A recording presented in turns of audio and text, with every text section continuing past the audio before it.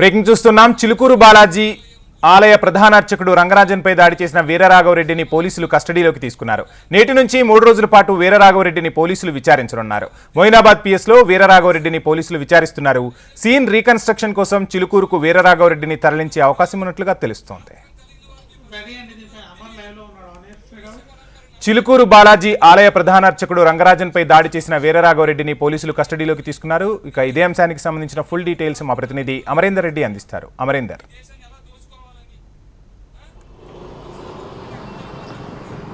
వంశీ, చిలుకూరు బాలాజీ టెంపుల్లో ప్రధాన అర్చకులైనటువంటి రంగరాజన్ పైన దాడి కేసులో ఇప్పటికే వీరరాఘవరెడ్డి తన అనుచర గలాన్ని మొత్తం కూడా మొయినాబాద్ పోలీసులు అరెస్ట్ చేయడం జరిగింది. అరెస్ట్ చేసి రిమాండ్కి తరలించగా ప్రస్తుతం జైల్లో ఉన్నటువంటి వీరరాఘవరెడ్డిని కస్టడీ కోరుతూ మొయినాబాద్లో పిటిషన్ దాఖలు చేయగా దీన్ని విచారించిన కోర్టు 3 రోజుల పాటు కస్టడీకి అనుమతించడంతో ఇవాళ ఉదయం ఏదైతే జైలు నుంచి వీరరాఘవరెడ్డిని మొయినాబాద్ పోలీసులు కస్టడీలోకి తీసుకున్నారు.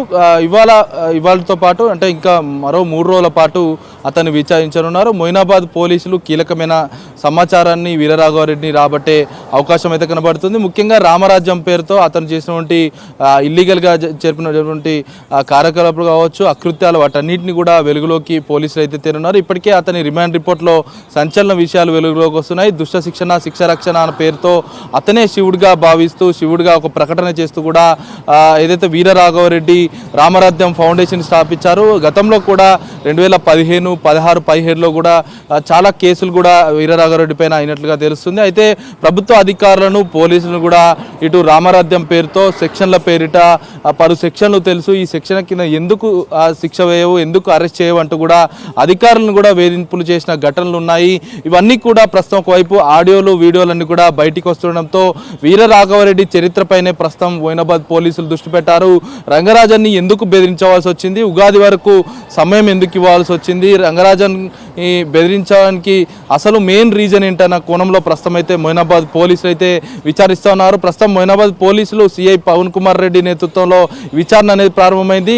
ఏదైతే 20వ తేదీలోపు విచారణ అనేది కస్టడీ అనేది ముగుస్తుంది కాబట్టి 3 రోజుల్లో కీలకమైన కన్ఫెషన్ని ఇటు రాఘవరెడ్డి నుంచి సేకరిస్తారు. సేకరించిన తర్వాత సప్లిమెంటరీ ఛార్జ్షీట్ ద్వారా అతను ఇచ్చినటువంటి ఇన్ఫర్మేషన్ మొత్తాన్ని కూడా మరోసారి కోర్టుకు దృష్టికి కూడా తీసుకెళ్లే అవకాశం అయితే కనబడుతుంది. అయితే రామరాజ్యం పేరుతో ఏదైతే వసూళ్లు చేశారో ఆ వసూళ్ల వివరాలన్నీ కూడా ప్రస్తుతం మొయినాబాద్ పోలీసులు విచారణలో కీలకమైన అంశాలను, ఆ వసూళ్ల వ్యవహారాలన్నింటినీ కూడా బయటపెట్టే అవకాశం అయితే మనకు స్పష్టంగా అవపడుతున్నాయి. Vamshi, thank you Amar.